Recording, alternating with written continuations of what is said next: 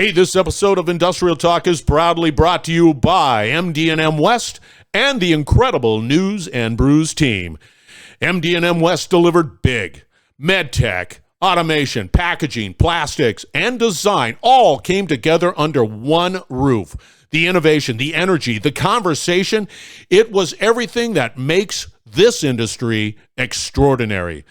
I was on the floor capturing the stories, the breakthroughs, and the leaders who are shaping the future. Thanks for tuning in and celebrating the people driving industrial innovation. Industrial Talk, powered by MD&M West and the News and Brews team. Welcome to the Industrial Talk Podcast with Scott McKenzie. Scott is a passionate industry professional dedicated to transferring cutting-edge, industry-focused innovations and trends while highlighting the men and women who keep the world moving. So put on your hard hat, grab your work boots, and let's go. All right, once again, welcome to Industrial Talk, the number one industrial-related podcast in the universe that celebrates industry professionals all around the world. Because you're bold, brave, you dare greatly, you innovate, you collaborate. You are solving problems each and every day. That's why we love you on Industrial Talk. That's why this platform is dedicated to you. Thank you for what you do. You are the heroes in this story. We are here, News and Brews, brought to you by those wonderful people at MD&M West. It is a great event. It is wonderful, and you do not, if you're not here, you're missing out. It is you just need to be here. If you're in the world of manufacturing, you need to be here, because it's a non-negotiable. Put it on your calendar for next year, definitely.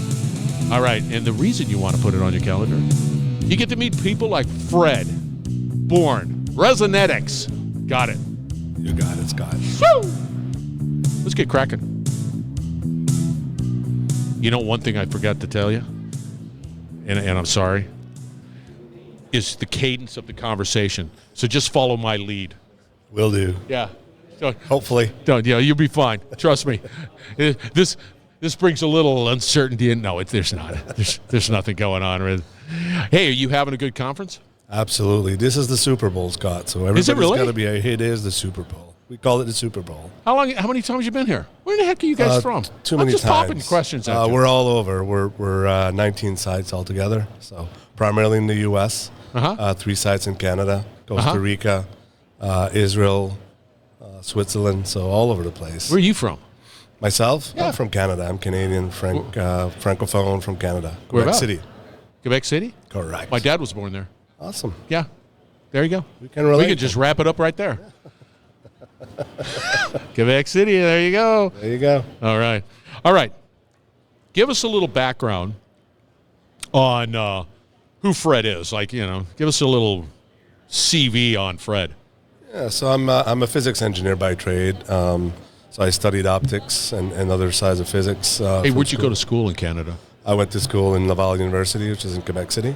Oh, there you go. Okay. One of the top 4 photonics optics school in North America. Okay, here you go, man. All right, continue. Sorry about that. Yep. So spent beginning of my career in fiber optics and pretty much my entire career in fiber optics, hence the fiber optic sensors. I have to ask the question. It just seems it's an interesting passion to say, I want to be in fiber optics. I mean, it's an interesting. What drew you to just that? Well, the passion didn't start at 5-year-old. No, I started in physics because I didn't really know what I wanted to do. I knew I wanted to be an engineer, but I didn't know which type of engineers I wanted to be. And physics engineering ends up being sort of a mixed match of a lot of different ones. And after 2 years, we had to specialize in a specific subject, so I did big fiber optics. And did you have a conversation with your parents? No, I think I want fiber optics. They said, "Oh yeah, the Christmas trees that light up." Yeah, see, it's like nobody really understands the fiber optics. It's just amazing. That's a fantastic. Oh, you want to work with glasses? Like, yeah, no, not really. Yeah, see, there it is. There you go. I've had those conversations. Yeah, I was just going to say, you sound like you've got experience behind that. Yeah, absolutely. All right, take us through Resonetics, specifically around what you do, what problems are you solving? First off, what's the pain in the market, and what pain relief are you providing to the market? Well, let's start with what Resonetics is. So we're top 10 contract design manufacturing companies for the Medtech industry. We specialize in 4 different market. Interventional cardiology is the biggest one. Advanced diagnostics, minimally invasive surgeries, and bioelectronics. These are the 4 verticals, 4 different applications we're going after. That's amazing. Yes.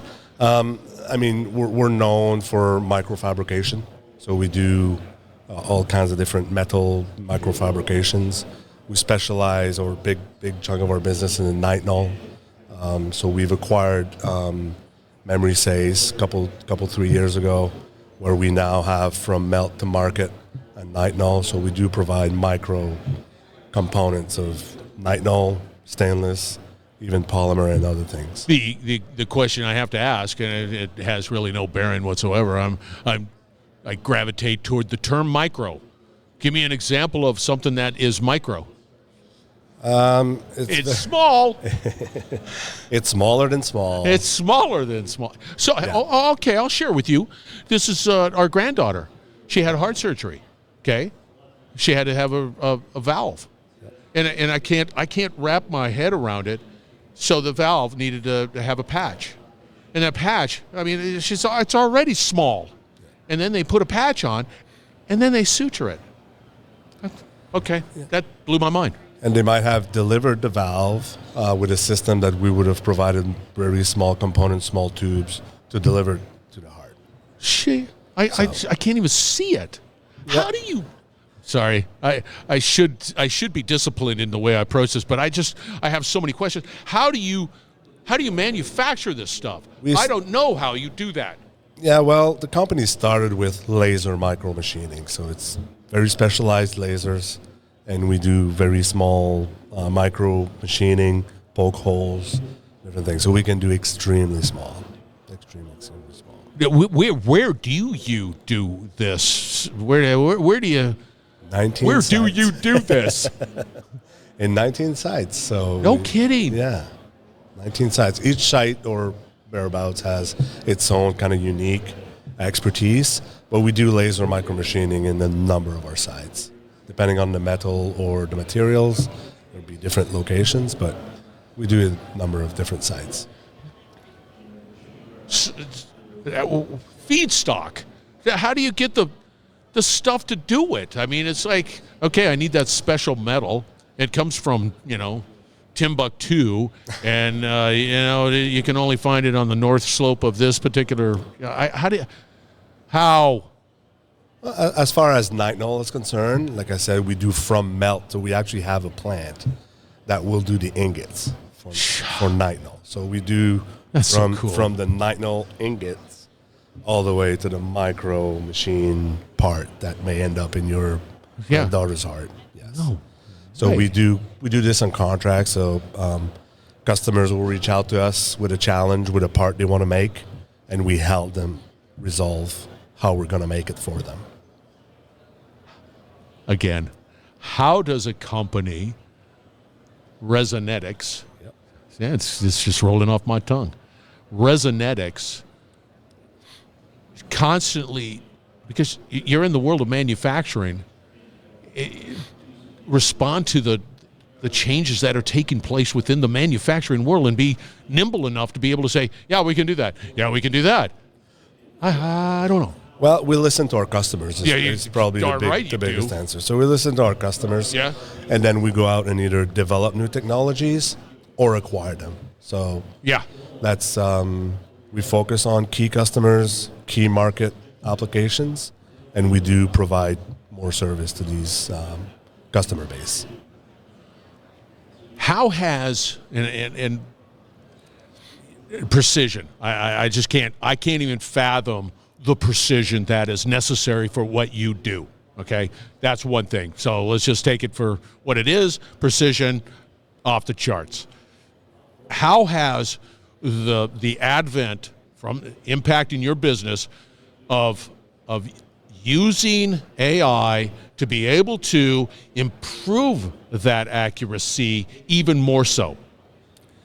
Well, we do use AI. It's still in the infancy, but we still. I think it's tip of iceberg. Yeah, I it's agree. It's just getting started. So we do use AI on a number of reasons. First, to better understand the customer requirements, and then we're starting to feed more and more of the customer feedbacks and the new technologies coming in to better address those requirements. Yeah, I just to be in that business, to be in your business, given the nature of what's taking place out in the market, it's almost like the Wild West, but you can't have the Wild West in the medical world. You need structure, but the demand is always like, okay, keep going, keep innovating, keep pushing the envelope, help relieve pain, all of that stuff. Let's get into fiber optics. Tell us a little bit about what you're doing in the fiber optic sensors and medical power. There you go. Yeah. So that's my role at Resonetics. So I do manage a division that includes both the fiber optic sensors and the medical implantable batteries. So one plant is in Quebec City, the other in Vancouver. So I grew up, so to speak, in the fiber optic sensing division and was acquired in late 2021 by Resonetics. And then Resonetics in 2022 acquired a company called Eagle Pitcher Medical that has been doing implantable batteries for a number of years and put it under the Resonetics umbrella. So those are two different bioelectronics services that we offer. So what give me an application for what that is. So on the sensor side, let's say pressure. So we do have blood pressure sensors that are integrated into a number of different devices. It could be diagnostics. So fractional flow reserve, or FFR, is one of our biggest application, where the pressure wire effectively will be placed into a cath lab and quantify the stenosis, quantify the blockage to decide or not to stent. So in order to quantify it, they have this little wire with one of our pressure sensor, and then they measure the blood, proximal and distal. There are now devices like PVAD pumps, so pumps that are helping the heart to flow. So these are new types of applications. All kinds of devices for blood flow restorations, so getting rid of stenosis. These are your typical fiber optic sensors applications. On the battery front, the battery front started with cardiac applications. So defibrillator, pacemakers. So they're still very active. Cardiac monitors, they're still very active. But what's really taken off now is neuromodulations. Say that one again. Neuromodulations. Okay, you got to expand upon that. You can't just leave it dangling out there. What's going on? Neuromodulation, it's been around. Quite frankly, it's been around for a long time. So it's basically an active implantable that has a battery, of course, and that will send impulse through leads on different nerves. So either their spinal cord, different nerves, even in the brain. So it's been around mainly to treat pain for a number of years. Or drug deliveries or different other things. But the number of different therapies now that are being developed using neuromodulation is just exploding. Why? Why is it just there? People are saying, hey, we can do it here. We can do it, apply it here. There you go. No, I never thought about that, but that's it right there. You got it. So now it started basically with the spinal cord for the most part. But now vagus nerve, tibial nerve, sacral nerve, all new terms for me for a number of last few years, but it's amazing what is being developed at the moment. Just by tickling a few nerves, you can fix urinary incontinence, asthma. No way. Yeah. You might have seen, there's a lot of ads from Inspire Medical, sleep apnea. Yes. There you go. That is one. That is one of the fastest growing company. It's a neuromodulation device, so it tickles some of your nerve, and it fixes sleep apnea. It's so funny. I was wondering how that worked. That's how it works. I just said it, and they have this device that's sort of this little remote control. They stick it on there, whatever, and then it turns it on. It's an implant, and actually charge it with external, but it's an implant powered with an implantable batteries. Tell me about the battery tech. Now, you've been in the business a long time. Battery technology has changed. Yeah, it has changed, and it continues to change. So we tweak, and our goal is to always increase capacity with the same volume. Right. Right. So basically making it smaller, Right. or deliver more capacity. So we'll separate batteries into rechargeable and primaries. So depending on the applications, we'll do either rechargeable or primaries. A lot of the neuromodulations can be rechargeable because it's an implant that is kind of on the surface and can be rechargeable. It's not life-sustaining device, so you can afford rechargeable batteries, whereas typical defibrillators and other device like this would have primary batteries because you can't forget to charge your device. All right, future hat. Tell me, what gets you excited about the future? Definitely neuromodulation. That's really what gets me. that's If I do combine neuromodulation with brain-computer interface, or BCI, yeah, so the Neuralink and all the followers, all the other companies around, those two together is really what gets me explain excited. Neuralink. I got the Elon Musk, whatever he's doing, and I hear all of that stuff. What? So I will not explain Neuralink, but I'll explain a little bit about BCI. So basically, the different kinds of modalities, but basically implanting some types of electrodes to read the signal from the brains, and then a whole bunch of algorithm being developed to decode what is read from the brain, and then have people start, let's say, talk again with their families. I've seen videos in the last year or so in conference. It's just amazing. Really? Yeah. This is going to be changing families' future for sure. You're blowing my mind. What's interesting is the fact that I've heard about this. I've seen some results, but it can only get better. We're still at the tip of the iceberg. We have not really explored some of the benefits of that. All right, Fred, if somebody says, hey, I want to talk to Fred, what would be the best way to do that? LinkedIn is always easy. Everybody's on LinkedIn, so it is. Easy way to get to me. Thank you. That made that easy. I like the fact that you said LinkedIn, and I don't have to go down the road of going, no, give me the LinkedIn thing. You were absolutely spectacular. You blew my mind. Thank you, Scott. I like that. You're way above my pay grade. Way above my pay grade. All right, we're going to have all the contact information for Fred out on Industrial Talk, his LinkedIn profile. You can find his stat card out on Industrial Talk. You'll be impressed, just like I was impressed. All right, News and Brews is the crew, and we are broadcasting from MD&M West, and it is, you need to put this on your calendar. It is a must-attend event. As you can tell, Fred, it's massive. You need, and you want to connect with Fred. It's all good. All right, we're going to wrap it up on the other side. Stay tuned. We will be right back. You're listening to the Industrial Talk Podcast Network.